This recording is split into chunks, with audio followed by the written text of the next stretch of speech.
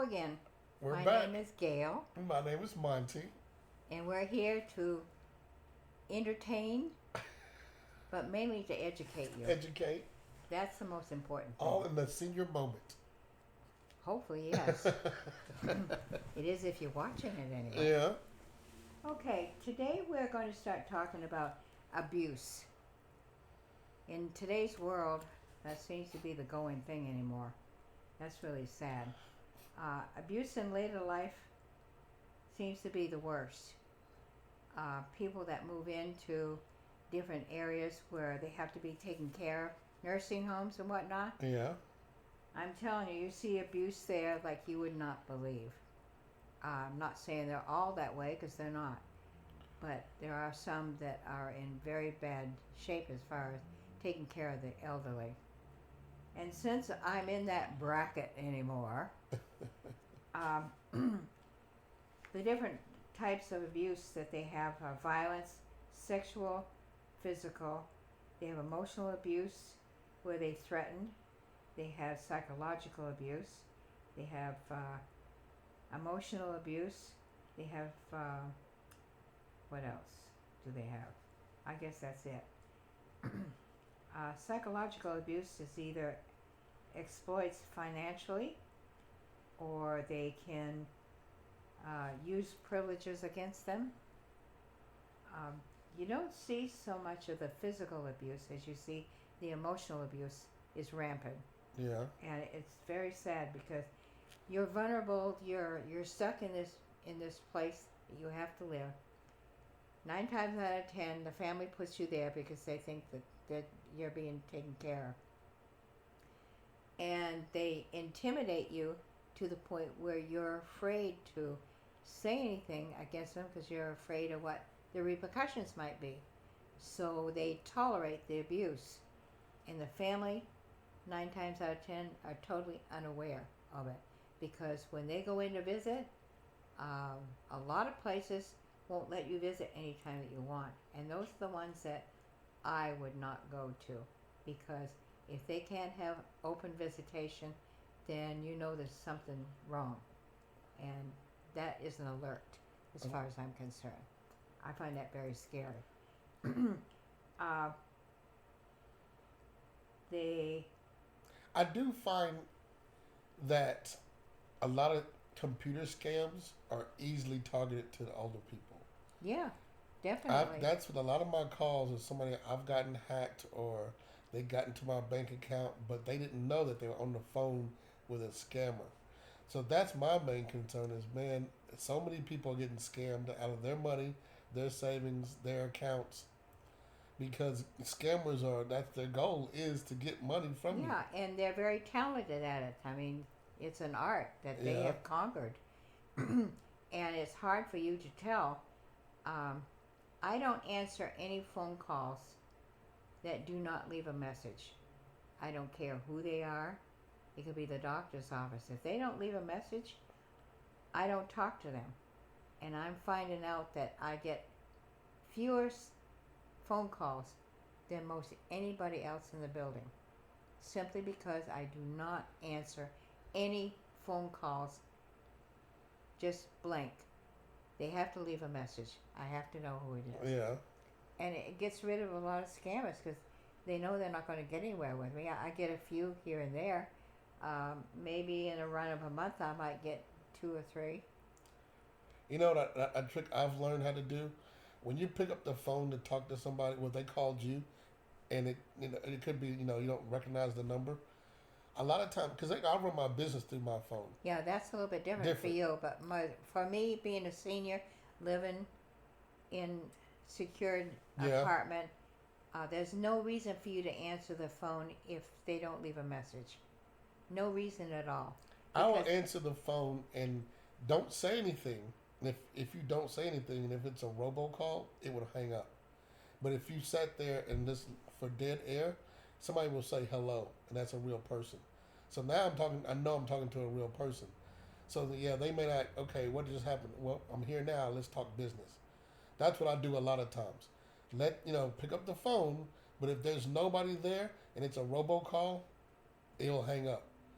But if you say hello and then you can tell. Which people have a tendency to say hello, Yep. and that's what starts it. Yep. So if they can learn to keep that hello back for a few seconds, Yeah. I think they'll find they have a lot less phone calls Yeah. and a lot less problems. Yeah. But they do target the elderly simply because the elderly come from an era where there was a lot of trust. And then technology is improving so fast that Yeah. the older generation are not getting used to They it. can't keep up with it. And a lot of times, what I've done is kept 2 emails. If I know you personally, I'm gonna give you my real email. If I don't know you, you get the secondary email, and then that secondary email a lot of times is spam. It's junk email, Hmm. all that stuff. So I definitely have 2 emails. Well, that's something I hadn't given any thought about, but I Yeah. think that's an excellent idea. That helps to filter out all the scams and risky phone calls and whatnot. Because if I go, you can go on any site and they'll ask for your information, which I don't mind giving certain information, but if they ask for an email, I don't know you personally. You don't get my secondary email because you can flood that with junk. I'm not going to check it that often. I get it. That's the first time I've heard of doing Yep. that. I think that's an excellent idea, and I But you would got to like think to. about like celebrities and stars. Nobody has their real number. They may have a number to the management, or they Yeah. may have a number to, anybody who works their calls, but it's not their particular number. Exactly. So yeah, you got to think about it that way. You got to have a Huh. business sense about you, and your personal. So if Yeah. I know you personally, yeah, I'll give you my email, my phone number, and whatever else you need. But if I don't know you, yeah, you're getting because you're not going to That's an contact me, excellent and recourse, yeah, I think.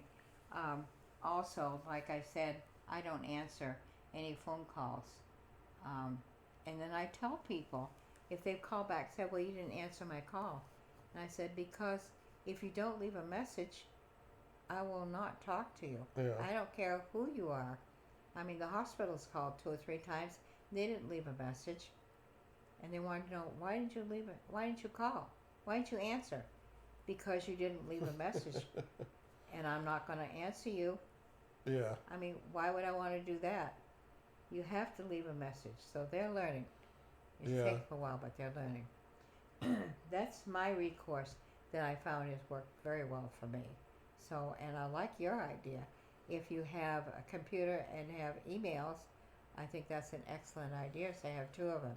What I try to do is educate people on computers because a lot of times you get to a point where like, all right, I'm not gonna learn anymore, or I've learned enough, or they get intimidated by computers. And I hate to see everybody getting taken advantage of, and you don't need to be when you educate yourself. Yeah, I agree. I have several friends that their bank accounts have been hacked. Oh yeah, In fact, there's 3 that I know of right offhand. And knock on wood, yeah, I haven't been, yeah, but I'm very secretive about if I check for my balance on my phone, I make sure I delete yeah. that phone number right away. Well, what I do is I don't know what bank I'm not asking what bank you use, but what I do is log in, check my account, and log back out. Well, this is basically the same thing. I Yeah. call and get my information, and I have codes that I have to put in. And then once I've gotten my balance and everything that I want, I don't do banking online. at Yeah. all. I always go to the bank. That's a biggie right there. Most people that do it online are going to be hacked. It's inevitable. Yeah, And so I always check my bank account. When I do, I make sure I delete the number yeah. right away. Right as soon as I'm done, I delete it. And the reason why I say log out, if you do it on your phone, is because let's say, for example, if you lose your phone or you left your phone the other day, somebody could pick up your phone and all of a sudden they have access to your bank account. So always log in to check your bank account, but then log out so that nobody else can access it. Right. Well, when they say goodbye after giving me my balance, Yeah, that's logging out yeah, yeah, there. So, and that's what I wait for. And then I delete the phone number right then and there. So there's no reason. They'd have So to, as we talk about abuse, is there a lot of verbal abuse? I know you probably don't get much of it, I'm assuming. I have found that a lot of the younger generation seems to disrespect our generation. Oh, really?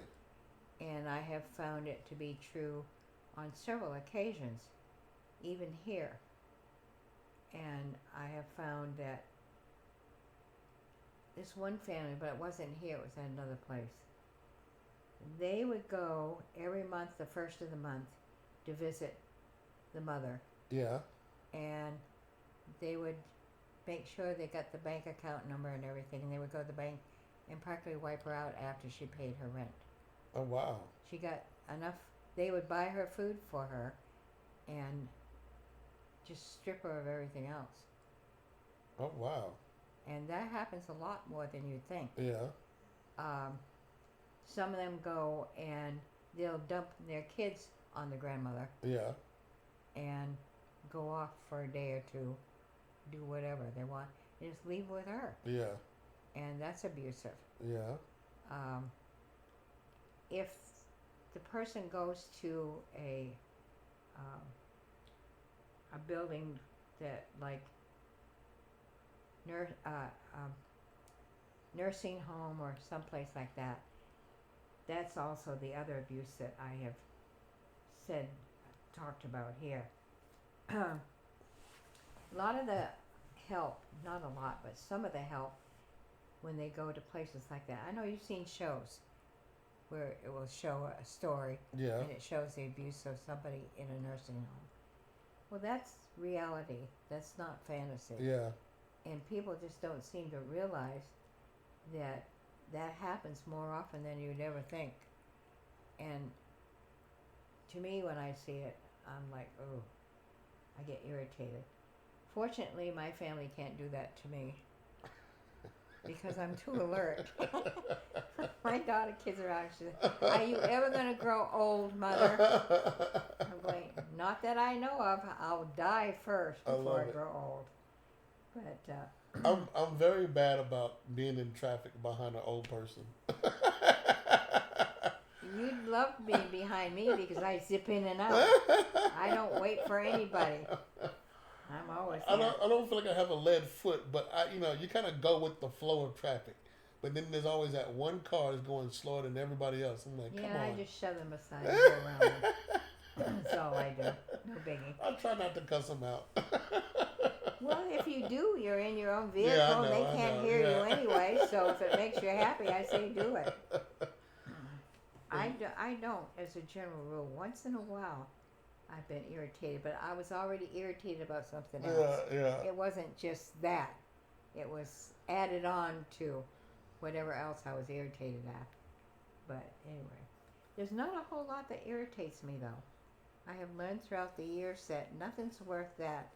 I had a person in the building where I live try to bully me a couple of times. Oh, really? It was a woman.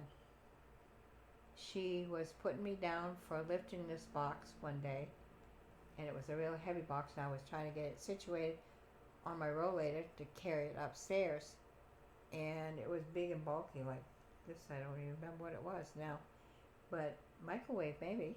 What? Could have been a microwave. I still lift heavy stuff. Yeah. And she said, well, you think you're strong enough to carry that? Or what are you trying to be, Superwoman? Yeah. Or some dumb statements like Yeah. that.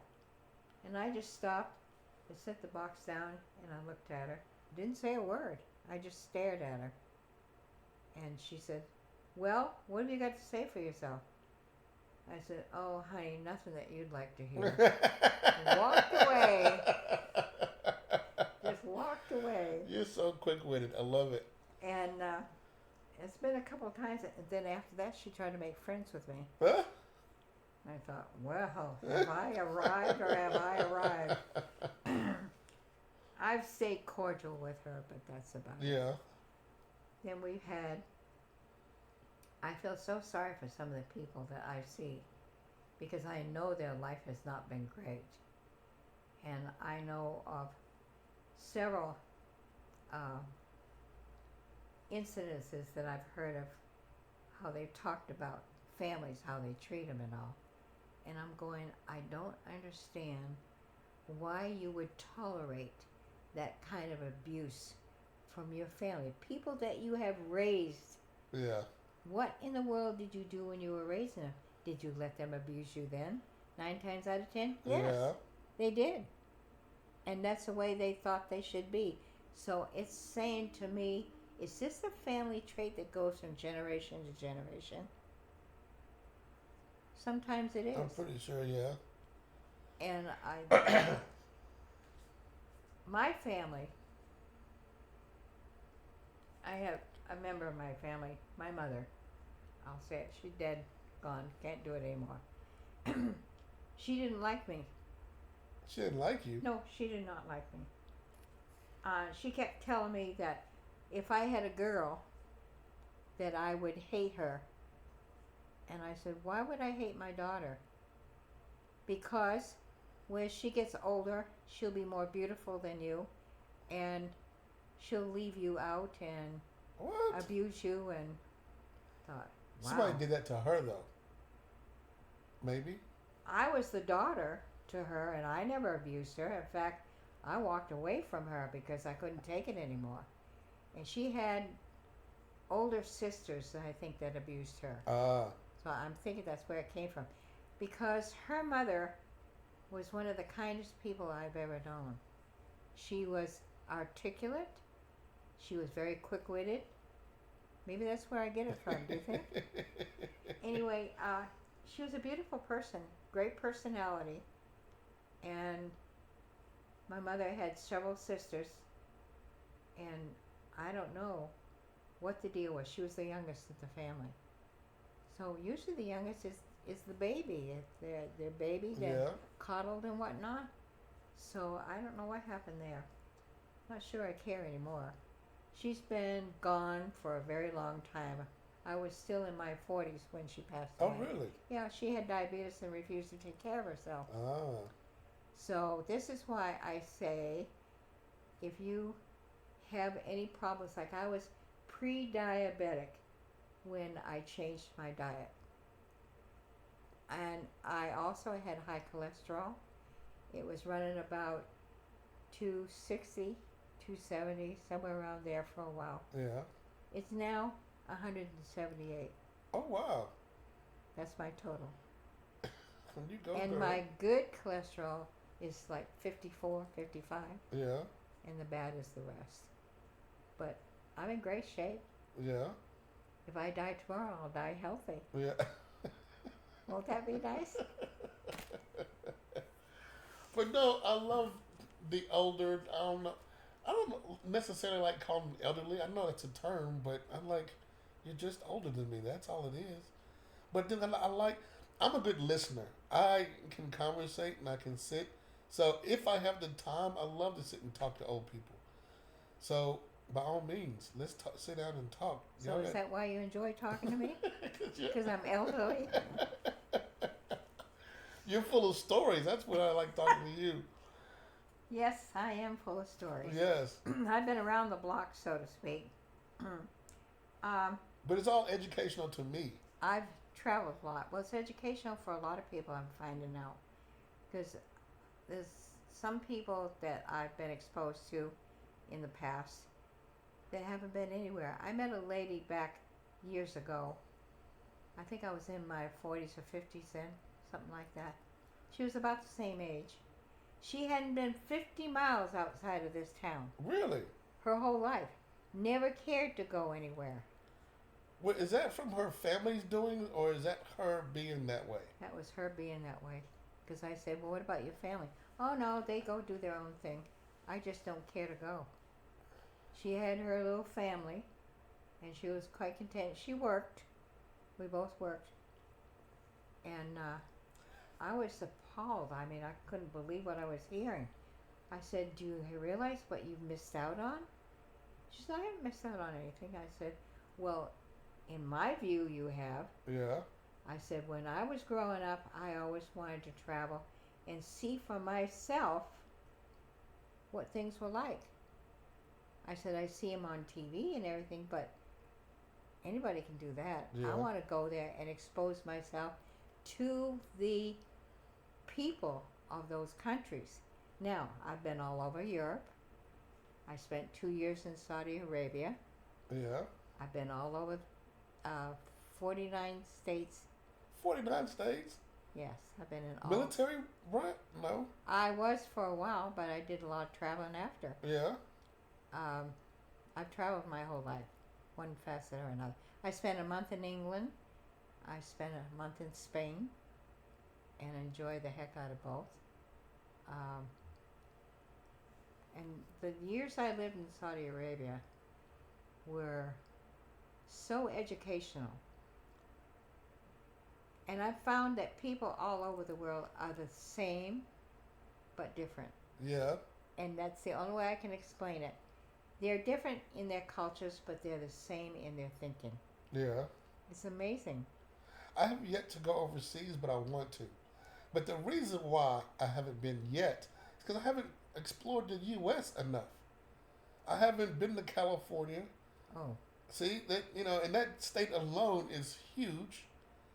I would love to go to Texas. I've never been to Texas. I've lived in Southern California. I've lived in Northern California. Yeah. I've lived in Washington State. I'm from Maine. I've lived in Rhode Island, or District of Columbia. I've lived in Nashville. I've lived in Florida. See, I would like to go to Maine because of the lobsters. Lobsters and crab legs. Now, here's what's funny to me. I went to New Orleans about 2-3 years ago, and I'm thinking because it's on the Gulf, they would have a lot of seafood, and they really didn't. No, they don't. So I'm like, this is kind of strange for it to be near an ocean, and there's not that much seafood. They had seafood like shrimp. But I'm like, I was looking for lobster tail and crab legs, and they didn't have any. No, they're not noted for that like they are up. So Like yeah, they- now I want to go to Maine and try what's up there. I have a friend that wants to go to Maine. She's never been there. So potentially we're going to go this next year. Okay. And hopefully, of course, it all depends on my brother right now because I don't know what's going to happen to him. Yeah. But because I may have to go up there and spend some time. But there's a place up there. Actually, I need to get up and what did I do with the book? You have a book? Yes, I do. Called Patriots on the Kennebec. Okay. Essentially, up in Maine, there's a small town up there that used to be called Coburnville. Okay. Well, Coburn Used to be called. Yes. It's not that anymore? No. It's close to my hometown of Waterville. But anyway, they changed it a few years ago, and I'm trying to think what they called it. I forget now, but it'll come to me in another podcast, so keep watching. Anyway, so there's a museum in this little town that I didn't even know existed. Yeah. And I met my son up in Maine, the southern part of Maine, and I had heard from a cousin of mine that there was a museum there. So I thought, well, I'll take my son with me. He'd never seen anything like that. He didn't know anything about it, and neither did I. I figured we'd educate ourselves. Yeah. We get to the museum. It's a small one. We went through it. Come to find out, this relative of mine, a great-great-uncle, was a shipbuilder for the Royal, for the George Washington's Army. Oh yeah. And they built ships for the Patriots to go up the Kennebec to fight the British. Really? Yes. So there's quite a bit of history up there. And I had no idea that it was that. I don't know if that's the book or not. No time. But it's called Patriots on the Kennebec. Yeah. I'll get some information from it, and in a future podcast, I will make notations in it Yeah. and read you some of the stuff because they're fascinating. What's his name? Oh, he has a reputation of turning against the Americas. That's a list. No, I mean, he was real famous for that back at that time. Okay. He turned to the British and turned against the Americans. So, but you said you were born In what state again? Maine. Maine. Yeah. Interesting. I was born and raised in Maine. I started off, my parents got divorced when I was about 6, and I ended up with my mother, and she met my stepfather when I was about 9, going on 10, and they got married, and I ended up with my half-brother, who Yeah. I adore, and moved up on a huge farm, Oh yeah. 450-acre farm. Oh wow, that is huge. My stepfather was running it by himself. He had help come Yeah. in, but that man, even though he was not educated Yeah. in today's world, he was fascinating to know. Yeah. He had so much information. I used to hang around him all the time. My mother would, I was the only girl, Yeah. so my mother would be screaming for me, Gail, come down, you gotta do dishes. I thought, no way. Do them yourself. You're there. And I'd hide from her. Yeah, And I'd say, Dad, hide me. You got all these acres. You can hide anywhere. I did too. Yeah. I used to pack a lunch, and then I'd pack a bunch of crab apples and bread and stuff like that, and I'd take it down and feed the deer. And I got to the point I could feed them Right from your hand. right from my Interesting. hand. And I'd go down there and I'd sit, and they'd be all circled around me. Yeah. Of course, they wanted to eat the bread and the apples that I had. And then that one year, I had, I don't know, maybe a half a dozen or so that started milling around me. They were does, and then the next year they brought their babies. And That's I could awesome. pet them, Yeah. and I talked to them. I was by myself. I was down in the woods, and there was a spring down there there was 7 or 8 little small springs that fit into this one real big one. And the water, it could be 100 degrees out, and the water would be ice cold. Yeah. Oh my God, I was raised on that water. And then when I got into the city and drank that filth that they call water, I thought, dear God in heaven, have I really degraded myself that much?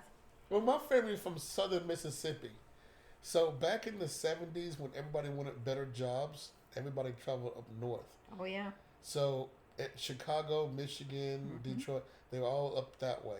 So You were a transplant. I was born in Chicago, but the family was originally from Mississippi. Oh, okay. So and then for whatever reason, my parents thought, well, what's in between southern Mississippi and Chicago? And it was Nashville, Tennessee. Wow. So I've been here ever since. So then I didn't have to travel to go see family because people would stop to see us before they would go in a different direction. And Nashville is really a So very... I've been here for so long that I've seen Nashville grow in leaps and bounds. It's crazy. I'm so disappointed. It's the metropolis that's becoming... Because when I go to Chicago, it's too big for me. It's too busy, too big. You know, buildings are everywhere, people growing everywhere. And I go to southern Mississippi, it's too country for me. So it's like... there's no such thing as too country for me. For me it is. So I was like, your neighbors are way down the street and you see animals. It was too country. The closest neighbor we had was over a mile away. So and I loved it. So in Nashville, it was the good in between of that. Wonderful But country now town. it's getting to be so big and so busy and so man, I'm telling you, I was just downtown last weekend. I'm like, where did this come from? Yeah. And that building, and where did this pop up? I know. It blows my mind. I don't like it. Yeah. So now I'm the only, except for me and my kids, I'm the only family members that are back left in Nashville. Well, my mother lives in Laverne, and then my sister moved to Huntsville, Alabama. So beyond that core, we're the only ones sort of midway in between. Oh. Everybody else has moved on to other places. My father lives in Las Vegas. So, I mean, everybody's all over the place now. Well, needless to say, all I have is a couple of brothers. I had a half-sister who passed away during COVID. She got COVID and passed away. But that's really all I have anymore. My youngest brothers. Yeah. I'm the eldest in the family. My oldest brother passed away a few years ago. And then I have them. And then my sister was with my stepmother and father, Yeah. my birth father. And both my birth father and my stepfather were wonderful men. And finally one day I asked my stepfather, I said, Dad, would you please answer a question for me? He said, sure, honey. What do you need to know? I said, why did you marry my mother? She was a bitch from hell.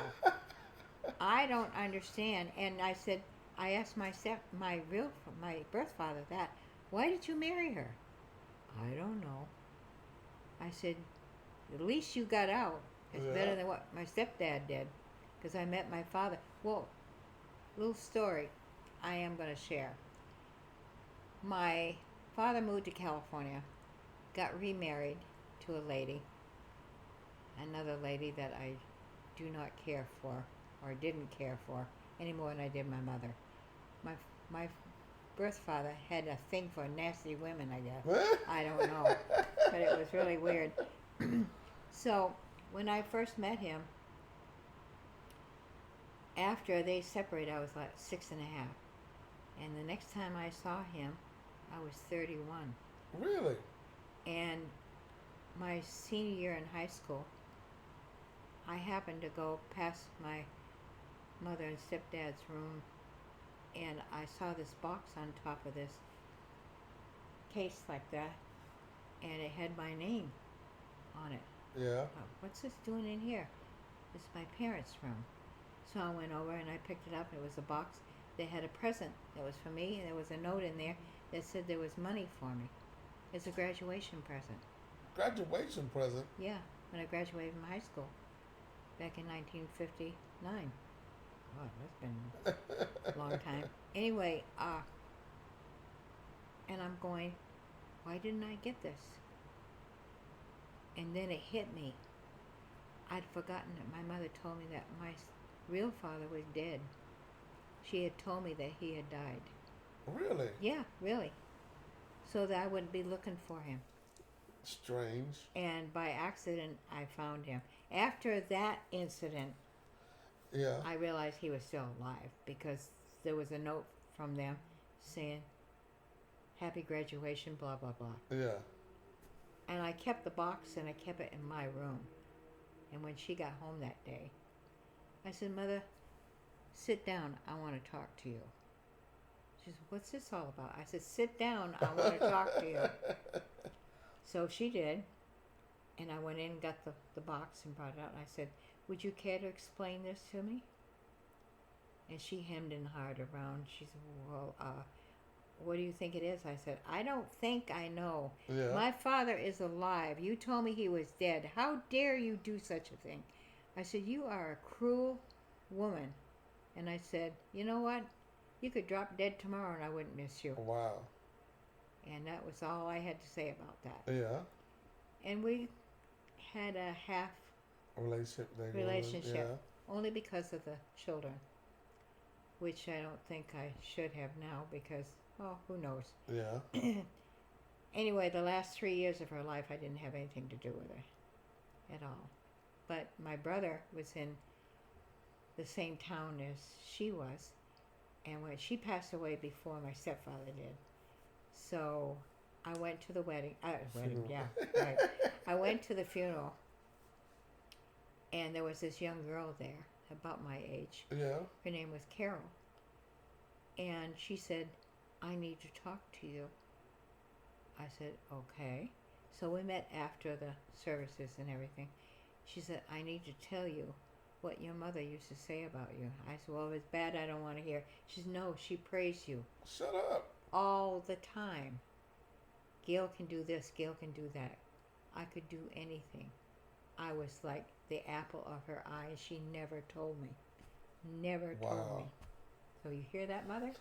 I know the truth now. Well, on that note, it's been another great episode. We went up on a good note. You're a good person. Thanks. Nice to know I'm a good person.